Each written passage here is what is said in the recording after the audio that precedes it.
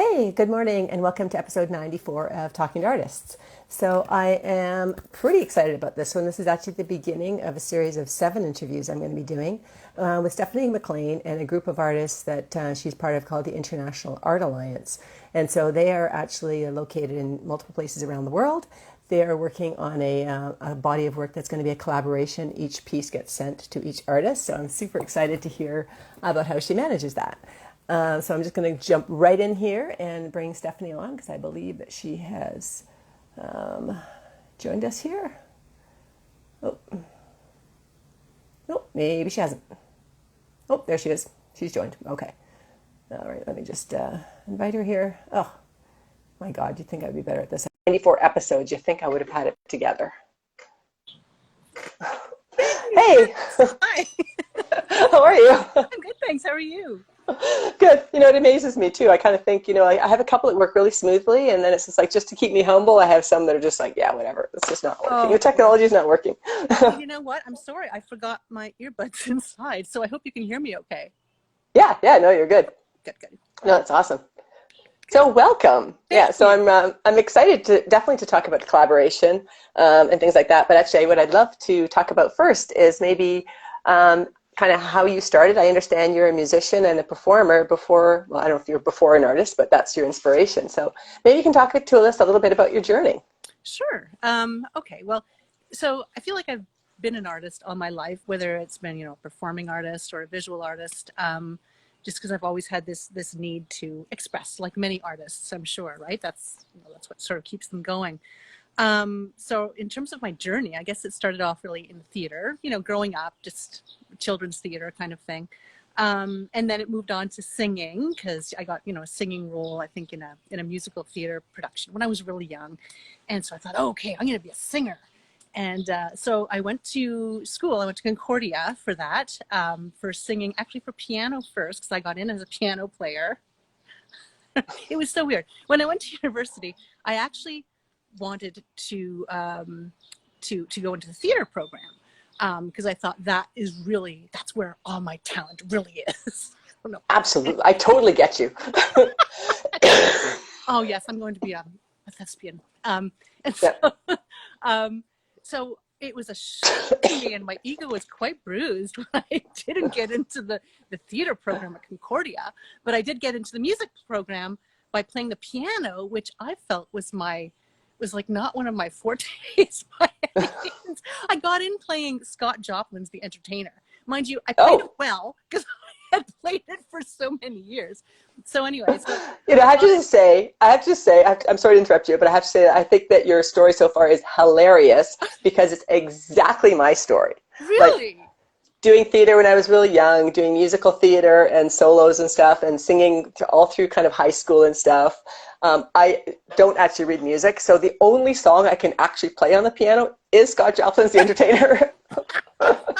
So needless to say, I was not going to get into any school with my music, but I totally vibe with you. It's totally. Well, you never know. You could have tried Concordia and you would have gotten in. Yeah. I'm thinking the bar was a little higher than that. Where was I? Oh yeah. So I got in as in music, in jazz, which I really didn't know anything about at the time, except Scott Joplin, right? It's not jazz. Anyway, who is, an awesome musician, but yeah. Yeah, oh yeah. So then I learned all about jazz, and I'm telling you, it changed my world. I was just like, I became obsessed with jazz. And I think that's a little bit the way I am. I get obsessed with things. Like for the last, 2 years, I've been obsessed with me. I think this is going to stay though. I don't think it's just like a passing thing because it really feels like the combination of all my artistic experience, whether it be performance or visual, is sort of coming together in my painting. And I love this. Right. But yeah, so I was impassioned with jazz and jazz music and jazz performance, and I just, put my everything into it. And then I definitely wanted to sing jazz. And so then that's what I did. I switched instruments in university from piano to voice and did all right, and then I joined a jazz group with my boyfriend at the time. And that was sort of at the end of university and then after university. So for about 5 years, I was a, performing jazz vocalist. That sounds so fun. Yeah, it was. It was a lot of fun. And then, my relationship with my ex was kind of fizzling out, and I thought, I don't, I don't know if I can bring much more to the band because I'm not sort of, I lost interest in unfortunately, my boyfriend at the time. And so I had to distance myself from the band because he was the guitarist and co-leader and all of that stuff. So then I decided, well, since I'm in Toronto, because I had moved from Montreal to Toronto in '96 to pursue, our this jazz career.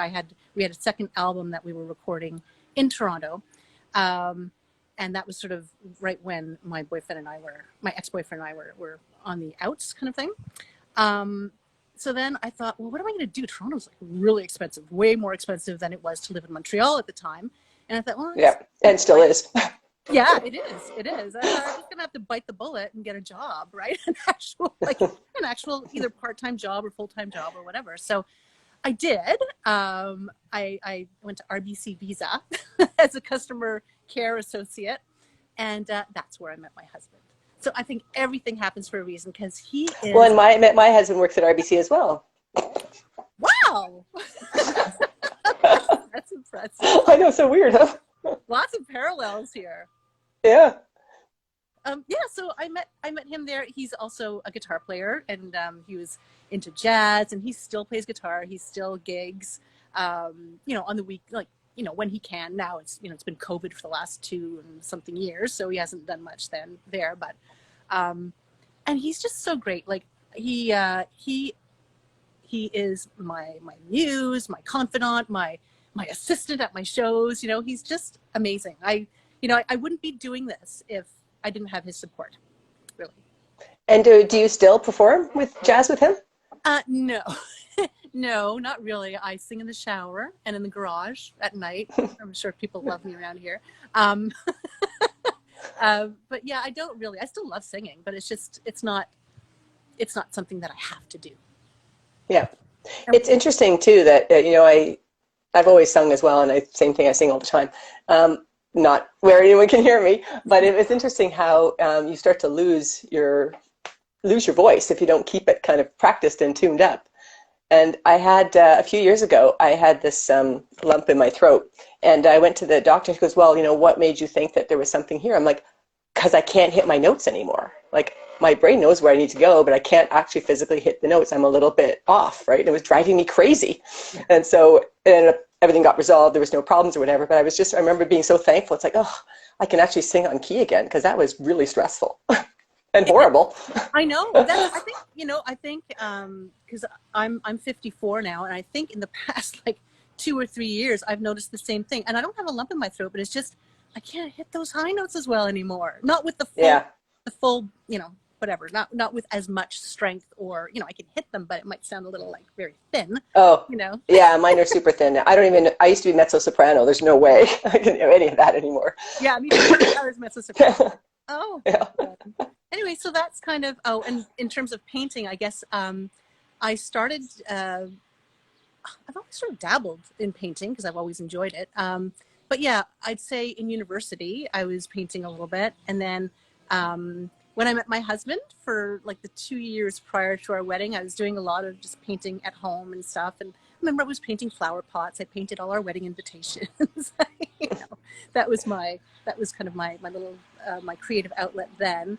And I loved it. I wished, I remember at that time thinking I just wish I could only do this, just do this forever. But at that time, it just wasn't the right time for me to sort of embark on the painting journey, I don't think. Yeah. And so you worked, obviously, I think you worked as a graphic designer, did you? Is that what your career part was? Yeah. So I went back to school because I wanted to do something creative. I wanted to do something artistic and creative. So I went back to school to George Brown in 1999 and enrolled in their desktop publishing certificate, which sounds so boring, right? But it's actually what the graphic design certificate pretty much is now. So it's and then I got jobs in ad agencies and an ad association, but on the client side, on the not the client side, sorry, on the account side, not the creative side. So I was like, okay, well, this is great. And it was because of my bilingualism, which I then considered a curse because I was like, no, I want to be creative. I don't want to be an account person. So anyway, I was always like, but I was luckily, I worked in some smaller one smaller boutique agency where I really did get to wear a lot of hats, got to do a lot of the creative brainstorming and stuff, and that was a lot of fun. Yeah. And then I worked at the Ontario College of Teachers for 14 years, just about, I guess 13, because I was on leave for quite a bit towards the end. My title was production officer, but that encapsulated a lot of graphic design and creative thinking, and a lot of technical stuff too. But I'd say overall it was a really good experience. It was I'm glad that I worked there. Yeah, I worked actually in small agencies as well and did graphic design, but my actual job was print production. And it was amazing actually how useful having a fine arts degree was at that time with print production, when so much of it was like physical lithography and color stripping and, film separations and stuff. Right. See, all of that stuff, I came in right when all of that stuff was sort of ending and the digital revolution was beginning. So yeah, I went to, when I did my graphic design certificate, it was Cork Express. Yep. Oh, I like that. I was devastated when they didn't kind of move with the times. I'm still better at Cork Express than I am with InDesign. Yeah. Well, for me, I did 2 or 3 sessions of like Cork Express, and then InDesign came in, so then I had to learn InDesign as part of the certificate. So that was a good experience as well. And that's what really prepared me, I think, for the print production and the graphic design at the Ontario College of Teachers. Yeah. It's interesting though, so how many times just within your journey you're like, I wanted to do this, but then life took me that way. I wanted to do this, but life took me that way. And it's kind of cool that you ended up being a place where you obviously, really want to be through these weird, strange kind of decisions. It's true. You're absolutely right. Yeah, no, I nothing that I would rather be doing right now than what I do. So, yeah. and sorry, I'll let you guide the conversation. I was going to move on. No, you please. I don't really guide the conversation. Okay. I just chat. It's very informal. Well, so I think I mentioned that I was let go in January 2021, and I thought, okay, what am I going to do? But I didn't really think that, because I thought, okay, no, this is a good opportunity for me to try to do art full time.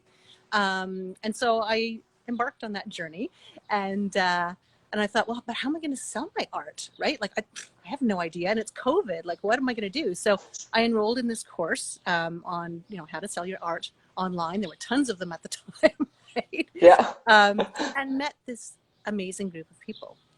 There were more people in the class. I think there were 11 of us, but at the end of the course, I thought, like, I feel a real connection to these people. I don't want to say goodbye.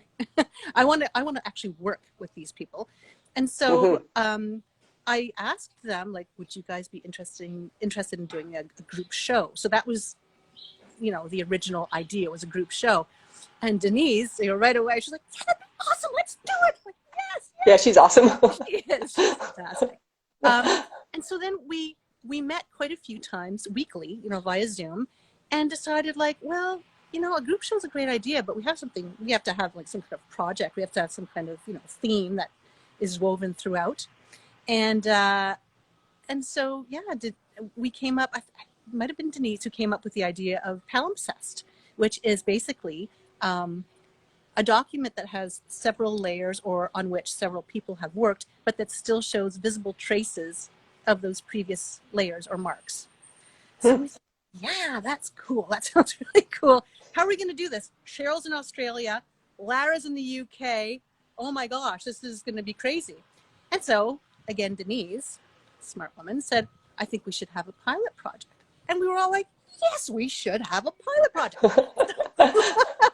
So she said, so let's do our project, but on a much smaller scale. So that's what we're in the process of doing now, which is sending these 5x7 wooden panels around the world And each artist, so again, there are 7 of us, starts his or her own painting and then sends it to the next artist in the queue, a queue which, again, Denise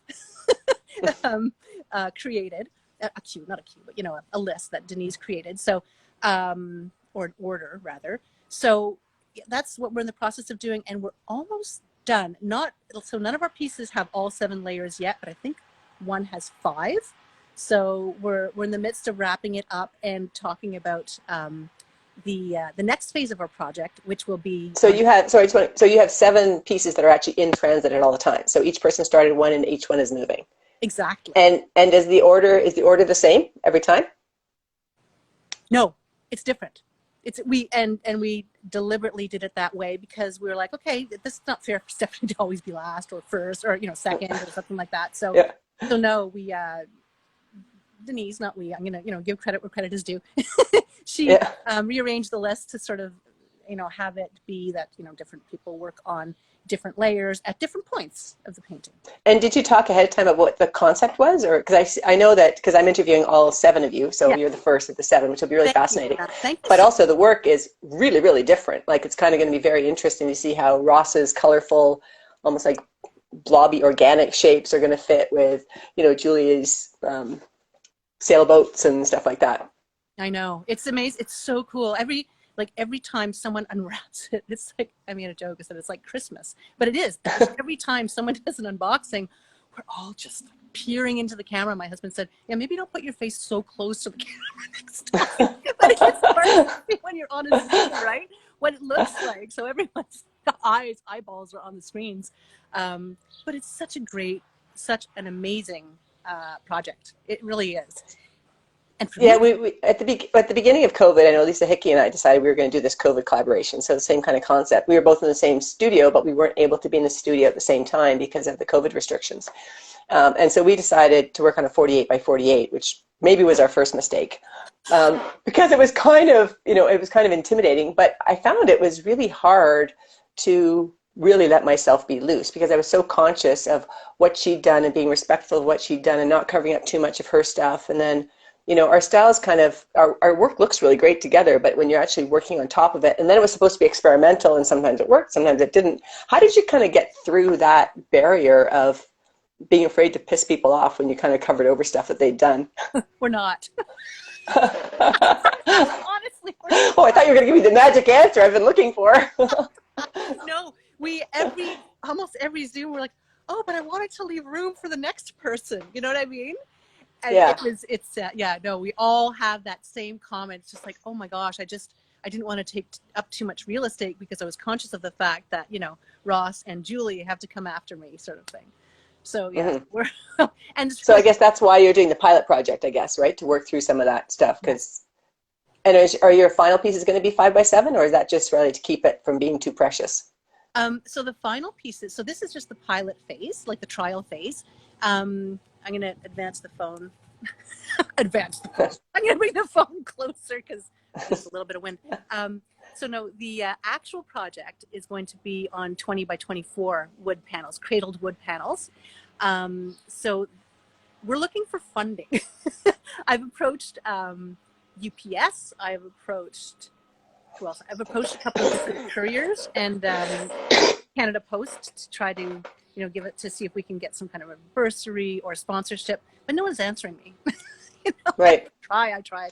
No one's answering. It feels like there should be grants though that would be open to something like that, especially because it's kind of, you know, getting Canadian artists out into the international world. And there are. The only caveat with that is for the Canada Council is that the majority of the group has to be Canadian. Oh. So right now we're 7 artists and only 3 of us are Canadian. However, one of the artists, and we are so sad, is not going to be able to move on like with the bigger project. She's just too busy. She needs, you know, because painting is her income, you know, like all of us. So she's just like, this is my busy time. I'm sorry, I won't have any more time. So that is sad. But that now. So you need to bring 2 more Canadian artists in order to get the eligible for your grant. Right? At least one more, because we're 3 now, and so. So I mean that maybe we'll look into. I don't know if we'll look into. Anyway, Yeah. Yeah. So, but we do need funding, or we would like funding. So what we suggested as a group is that we all sort of look for our own individual funding in terms of trying to um, cover our postage costs. Yeah. Because true, sending those to like the UK, especially Australia, it's going to be a lot of money. Yeah. I can only imagine. I mean, and small ones are one thing, but because you can probably just slip them in an envelope, but a large piece is going to definitely get pricey. Yeah. Anyway. Yeah. And so when is the show, you have a show planned in a gallery, right? At the end of this whole initiative? We have a show planned. We don't have an actual gallery yet. But we Okay. have a gallery who might be interested. But see, the problem is that it's kind of like the cart, it's like the chicken and egg scenario. They need to see finished pieces. They want to see finished pieces. Right. So we don't have any of the large finished pieces. We don't even have any that have started yet. So, Right. so, And I guess the risk is that they could be awesome or they could be horrible. I mean, I'm sure they're not, but in terms of a gallery, to try and figure out how do you sell it, how do you position it, how do you sort of take that retail space for that period of time. So I completely understand where the gallery is coming from. Like absolutely, right?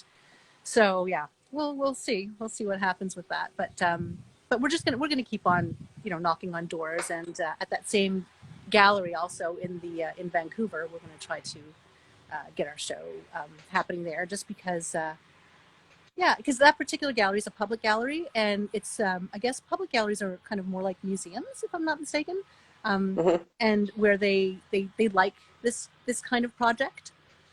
Yeah. Well, it sounds like the way your life has gone so far, something will just kind of happen for you, so it'll be awesome. I hope so. I hope so. Yeah, that would be great. Sorry? Oh, I was going to say another thing that's so amazing about this group for me as an emerging artist, because I am really an emerging artist, is that I have like 6 mentors.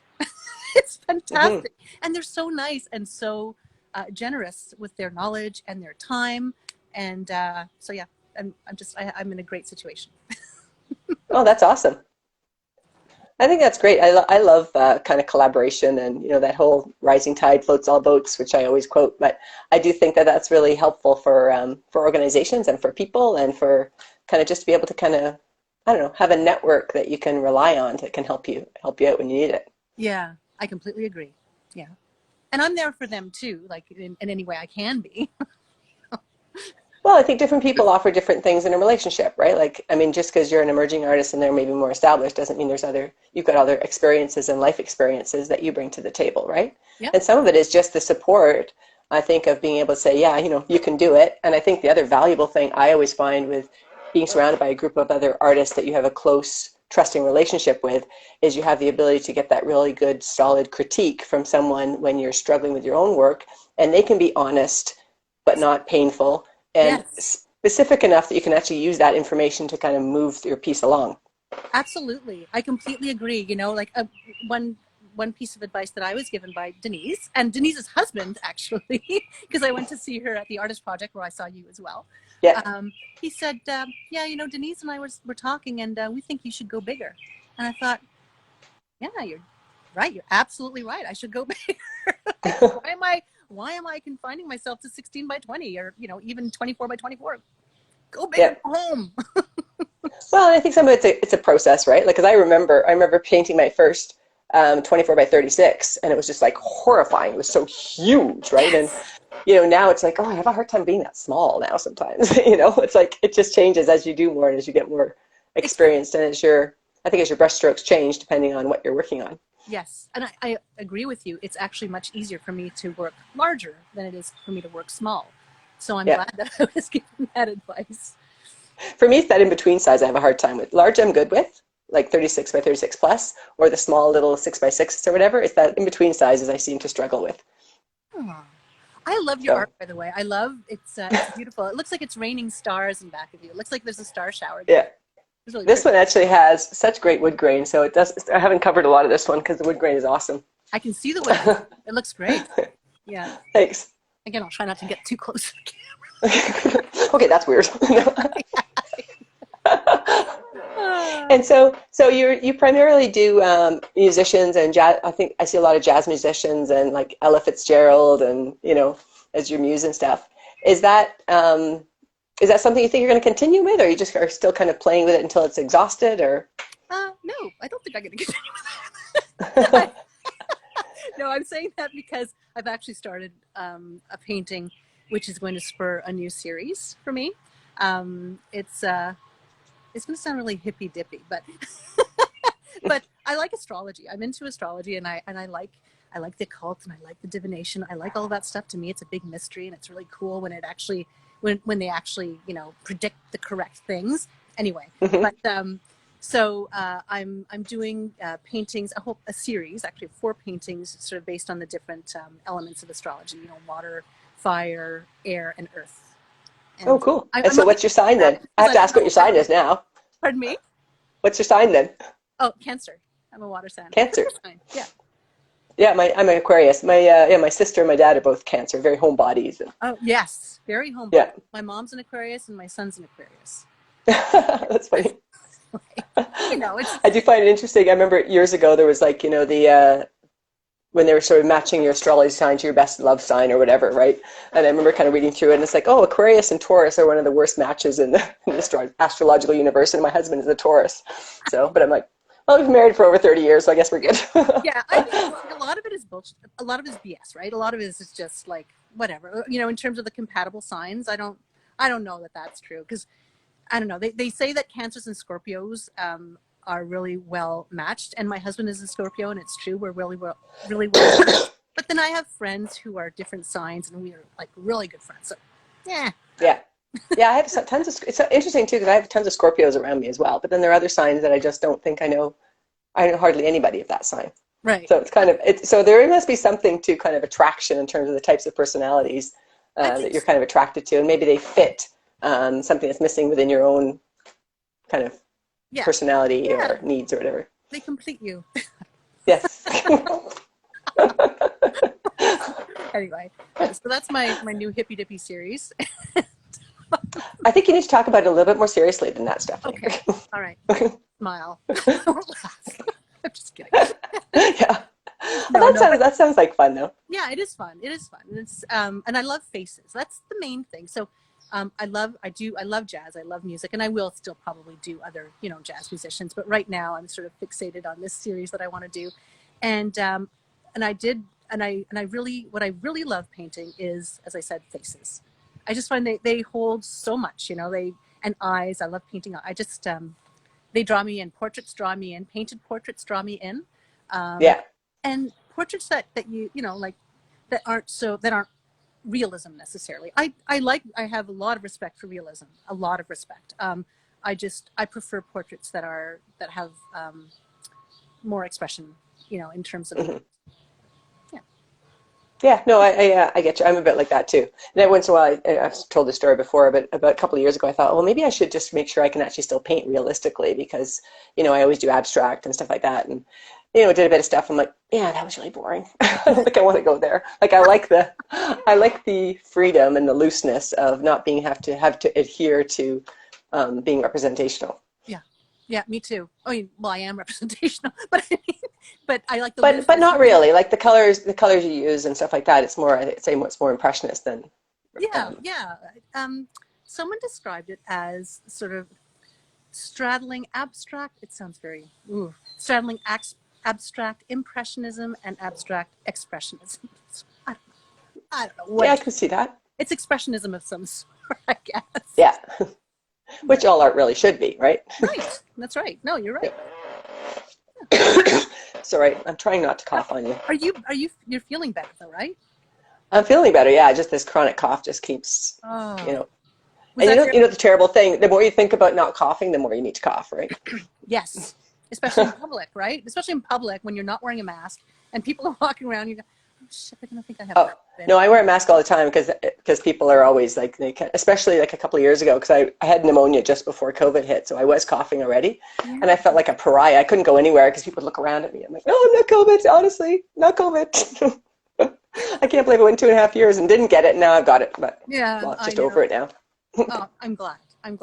For some reason, my husband and I lucked out. We didn't get it. My son had it just like a few weeks ago, and my husband and I tested negative. I don't know. I We know. just didn't Well, get my husband and I too. We didn't have it. We've been really careful. My son, who's a teacher in Vancouver, so we thought for sure he would be pretty yeah. vulnerable. He and his fiance didn't get it until we gave it to him. So Oh, we're like the typhoid Mary now of his household. oh well. I mean, I don't know. I haven't had it, but I've heard that the symptoms aren't as bad as they were, 2 years ago.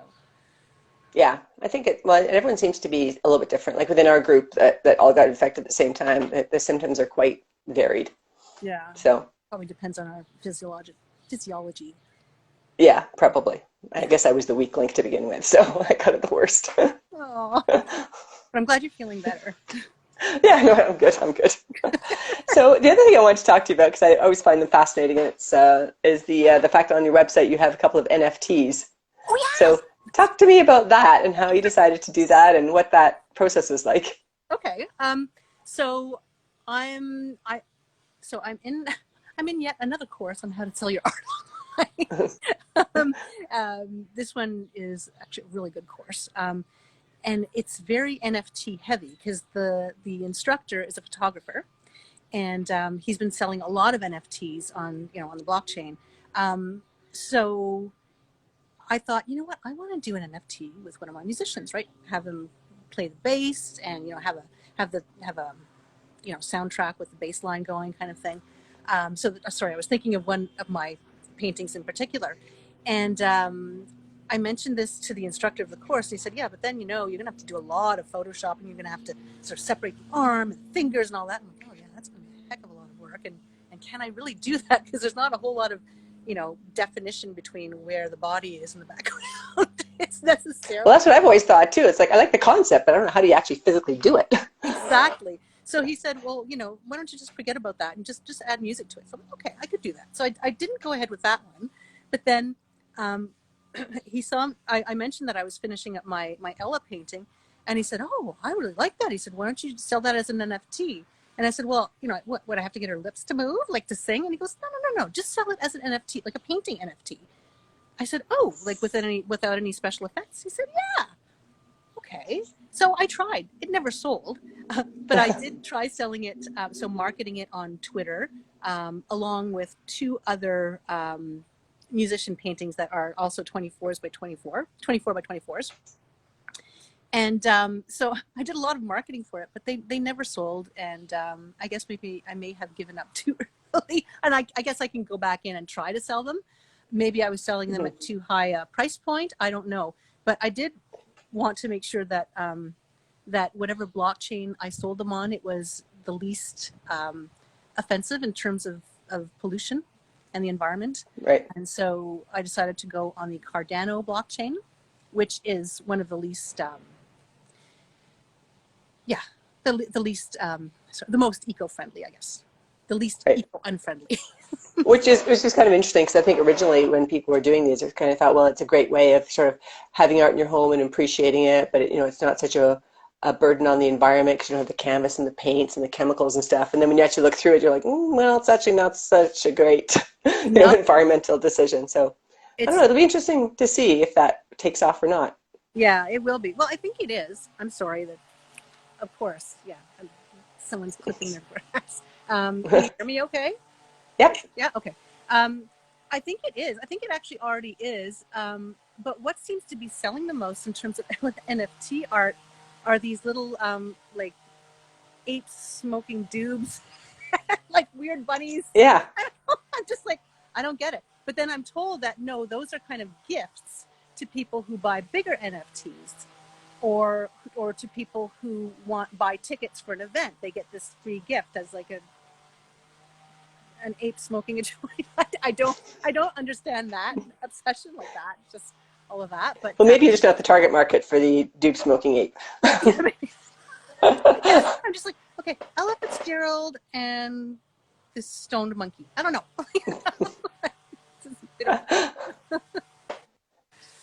So Yeah, that's well, it'll be interesting to see where it goes because I think you're right. Whenever there's a brand new transition in terms of the technology within any art form, it's going to take a while, right, for people to kind of wrap their head around it and figure out how to use it and how to appreciate it. And Yeah. I don't know. I think one of the challenges is that people still like to own stuff and they like to Yes. own things they can touch, and Yeah. that still is going to be a bit of a barrier Yeah. I mean, to that's people, my I thing. think, for I a would while. rather have an actual physical piece of art. Yeah, sorry. It's loud. Um, Mhm. but yeah, no, I think the NFT thing is going to be. I think the NFT thing is going to be around for a while, just because a lot of artists are really into it. Like not a lot of artists that I know in Canada, but artists that are part of that course that I'm in. Um, Mhm. Most of them are into the NFTs. So we'll Well, see I what think that comes up. I think it makes sense to sort of at least explore it, right? I mean, to sort of just write it off out of hand is probably not a great idea. I think you just have to figure out how you're going to incorporate your own work into an NFT that feels still authentic to your own brand and style, Right. but also how you can make it work that's not going to suck up all of your time for something that's still very, very bleeding edge, which means it's going to take years for the general public, I think, to be comfortable with buying an NFT. Yeah, I think you're right. And so what I've learned is that people want NFTs for the metaverse, you know. So they can buy like pieces of property in the whole world. Apparently, this is like freaky to me. The whole world has a parallel metaverse, so people are buying like land in the metaverse. I'm just like, Yeah. wow, this concept blows me away. And they have their own living room in the metaverse for which they want art, and they want NFT art. They want digital art. I'm just like, That's the original. So those are their original pieces. Yeah. yes, you know what I mean. That's I don't know. I think it's Well, and people I guess when you can trying get to to the connect. world, when you can get to the point maybe where people have more virtual reality, that also it makes more sense to me. Like you could actually put your virtual reality headset on, you can walk through your house in the metaverse, you can actually experience the art, you can kind of see it in a much more immersive way. I guess feels to me more, I don't know, more of an authentic experience than kind of looking at it on a computer screen. But Yes, maybe and that's that's just because I'm, no, I think you're right, and that's what it's all about. Like that's what I'm told it's all about. Is that people want it for their metaverse living rooms. well, cool. That's another thing on my list of things to do that I have. I tried one because I was part of a Superfine show where they kind of said, "Hey, we're doing NFTs, or we're gonna, if you want to try something." So I'm like, "Sure, I'll try it," because it's kind of. So I had one of my horizon pieces where the water was kind of moving and shifting and stuff, but I don't know what happened to it. I didn't really do anything with it. Didn't look at it. I don't know if they were able to, I guess, encrypt it or whatever they had to do with it to make sure that it's not repeatable or Yeah, stealable. they registered on the blockchain. But so Right. then you had some augmented reality going on. Yeah. Cool, because that's what I'd like to do with this series as well. That's Yeah. kind of what I'm intending to do with this series. Oh, that's cool. So did you do the augmented reality yourself? I did. I mean, it was pretty basic because Cool. it was because that was and that it's also that particular style was actually handy because it's got a very sharp horizon line with the gold foil and then all the kind of water underneath. So I just thought it would be kind of cool to be able to have that water move, so it has kind of that energy. Yeah. So I think there's something there. I just of course on the super long to do list after I figured out if I want to do prints or not comes the Right. NFTs. Right. Yeah. No, that And maybe sounds delivering the commissions I'm actually committed to already doing that I haven't done right. yet. Right. But that sounds really cool. Like the way you're describing it with the water sort of shifting, moving, glistening, or yeah, that sounds really cool. I think it could be cool. I think that series in particular could be really effective that way because it's already trying to tranquil and calming and stuff like Right. that. So Right. I don't know. We'll see. You know what? I'm bringing you in my garage. Okay. I'm really embarrassed because I read through all the notes this morning. Oh, there. Oh, okay, now it's going to be quiet, of course. So I read through all the tech notes this morning. I'm like, okay. So I made sure to turn my Wi-Fi off. I did everything, but I forgot the earbuds. Anyway. That's okay. I had one of the worst ones was I had Lori Marabelli interviewed her quite at the beginning, and what happened was I was on my way to driving to the cottage and stuff happened. There was an accident on the 401. I couldn't get to the cottage. So I had to do the interview in a McDonald's parking lot, right? So I've got my phone, I'm holding it, I've got my whole setup done and stuff like that. She comes on board and then the grounds crew came out to clean, like and they were like weed whacking. I swear, every time I moved, this guy with the weed whacker kept following me. It was so bad. I got so many complaints from people that kind of said, yeah, that was really a shitty interview because we can't hear her. I'm like, Oh okay. no. So I redid it like a year later or whatever. Oh no. But Well, I hope you don't get the same feedback on this one because that's what's going no, on right now. There's a weed whacker in one of the yards. But yeah. Oh, I know. I know ours is, our neighborhood has that every Friday morning, like at 8 o'clock they come, and I'm like, oh, I guess it's 8 o'clock on Friday morning again.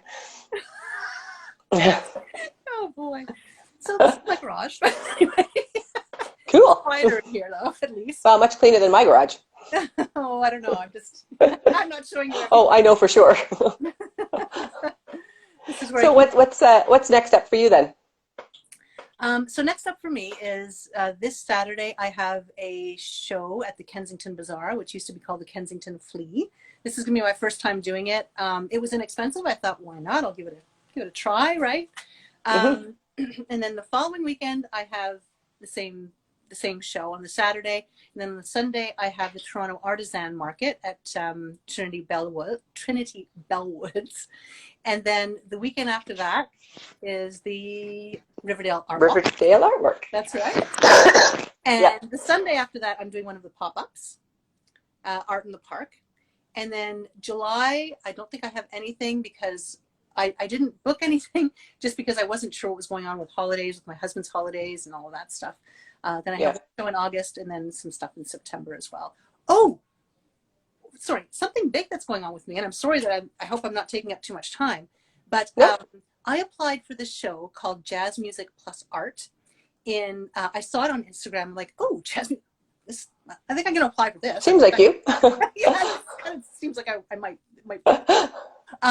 So I sent in my submission and was accepted. And it turns out it's in a public gallery in Grand Prairie, Alberta. And there are 5 artists. I'm the only representational artist. 2 other artists are painters as well. They're abstract artists. There's one sculptor and there's one artist collective that's putting on that produced this film, this jazz music plus art film. So that's really exciting, and That's awesome. I'm getting paid to exhibit my work, and she's paying to ship my paintings to and fro the gallery. And I'm just like, I was overwhelmed. I was just like, oh my gosh, calm down, don't look too excited, just be cool. I was just like, yeah. You know what? It's okay to be super excited about something like that. You should be. I was so excited. And I still am. I'm just so grateful. I'm just like, wow, me? And she's like, yeah, well, I love your work. I'm like, thank you. Oh my gosh. Anyway, so yeah, that's really exciting. And if budget permits, she's going to fly the artists to Grand Prairie so that we can give a talk. And fly us back home, and put us up and stuff like that. So wow, I hope budget permits because I'd be really into that, and that would be in July. Yeah. So then I have to make sure I have some. I'm only getting my paintings back at the end of November, so I have to make sure that I have some material for the Art in the Square. That's my dilemma. Not my dilemma, but my like, ooh boy, better get painting. So. I know it's interesting because I often have people kind of say, like, how do you get so much work done, right? And I'm like, deadlines. You have a deadline. Oh, right. You're trained to deadlines, and you have to produce. You don't have a choice, right? Right. I noticed that you have a lot of. You've been doing it a long time too. I know, but wow, I just I marvel at like all of the canvases in your studio. I'm just like, wow. Well, partially because I was getting so paranoid I couldn't find anything. And so now it's now really claustrophobic. So I've got, my studio at the cottage has got canvas or panels, and the one at Art Alchemy's got panels, and in my studio here. So I'm actually just spent the last couple of days kind of cleaning some stuff out, putting some things on shelves and trying to figure out where to put stuff because I just can't work. It's too tight. Yeah. I find that I almost need like a full morning or full afternoon, and you might need a full day to organize like all of my art supplies and like all just everything, make sure that when I clean stuff up, because I find that after a painting I'm like, okay, that's done, on to the next painting, but first I'm going to just organize, and that takes me half a day. Yeah, well, I've been working on it for the last week because I just bought the shelving unit for my other because I've got my studio here and I've got a little storage room which technically is a 4th bedroom, which is not really, to try and get stuff off the floor and organize myself. And then I'm like, how many bags do I actually really need? Like I become a hoarder of like, oh, I better collect this box because I might need to ship something in it. And I'm like, I don't think I need 4,000 boxes of all these different sizes. Here, I'll wait. Oh, sorry. I'm trying to show you my box. Yeah. Anyway, so yep. That's what my box is. So yep, yes, I get that. Talking about. those just in case boxes. Yep, I got a lot of those. Yeah, so I actually did finally get rid of quite a few of them because some of them too I measured. I'm like, I don't even paint that size. That box is never going to actually work for me.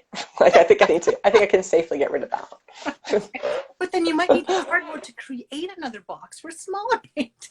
Anyway, that's invariably that will happen as soon as I get rid of all these boxes, and that's the whole problem, right? Of course. Like 400,000 pieces of bubble wrap that I kind of like when I need it, I don't even know where it is. So at least now I can be organized. I can find the stuff that I need. But I'm also still trying to get used to having 3 different studios, right? Which is kind of like at the cottage and at Art Alchemy and at home. So I have to try and remember a system where I know where things are, because you can't really spread it out through all those 3. Wow. I have the opposite. No, well, not the opposite problem, but I paint out of my home studio in my living room. So as a result, like we never have anyone over. We haven't had anyone over in about a year. No, longer than that. Ever since I've had my studio in my living room.